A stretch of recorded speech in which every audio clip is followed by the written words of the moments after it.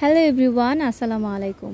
আজকে চাল কুমড়ো বা জালি যেই নামেই ডাকি না কেন, এই সবজিটার সাথে আমরা কিন্তু সকলেই অনেক পরিচিত।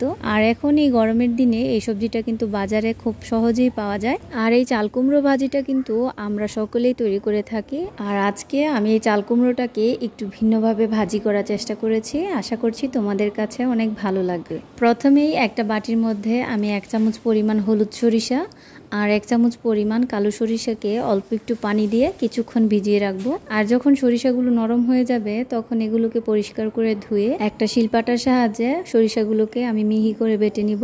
আর সরিষাগুলোকে কিন্তু 3 থেকে 4 বারে মিহি করে বেটে নিতে হবে। আর দেখতেই পাচ্ছ সরিষাগুলোকে কিন্তু আমি বেশ অনেকটা মিহি করেই বেটে নিয়েছি। এখন এগুলোকে আমি নামিয়ে রাখছি। এবারে একই পাটার মধ্যে 3টা শুকনো মরিচকে অল্প একটু পানি দিয়ে আমি একটু মিহি করে বেটে নিচ্ছি। আর মরিচটা বাটা হয়ে গেলে এর মধ্যে আমি ছোট ছোট 4 থেকে 5টার মতো পেঁয়াজকে একটু ছেঁচে তারপরে মিহি করে বেটে নিব। আর এই পেঁয়াজটাকে আমি একটু আধ ভাঙা করে এরপরে একটু হালকা বেটে নিয়েছি, একেবারে মিহি করে বাটিনি। আর দেখতেই পাচ্ছ পেঁয়াজগুলোও বাটা হয়ে গেছে। এবার এগুলোকেও সরিষার সাথে আমি নামিয়ে রাখছি। আর এদিকে আমি একটা কচি চাল কুমড়োকে এরকম গোল গোল করে কেটে নিয়েছি।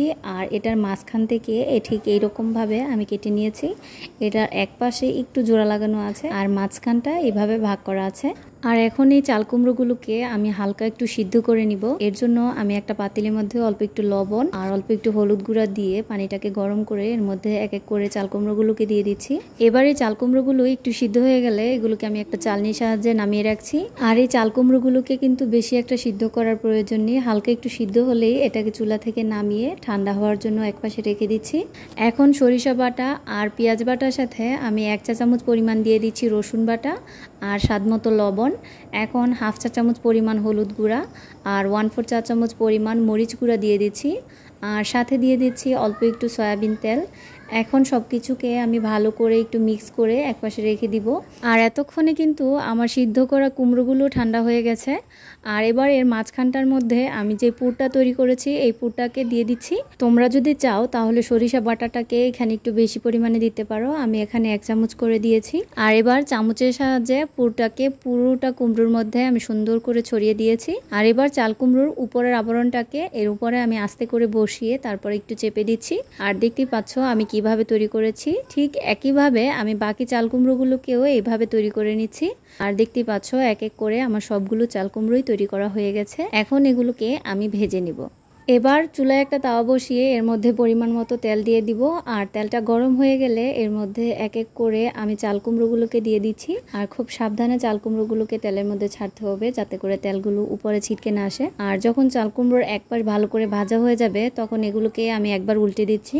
আর একবার উল্টে দেওয়ার পর এটাকে আরও কিছুক্ষণ ভেজে তারপরে এটাকে আমি আরও একবার উল্টে দিচ্ছি।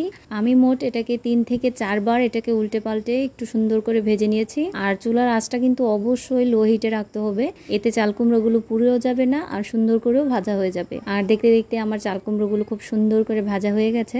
এখন এগুলোকে ঠিক এই পর্যায়ে আমি চুলা থেকে নামিয়ে রাখছি। আর এবার ঠিক একইভাবে আমি বাকি চাল কুমড়োগুলোকেও ভেজে নিব।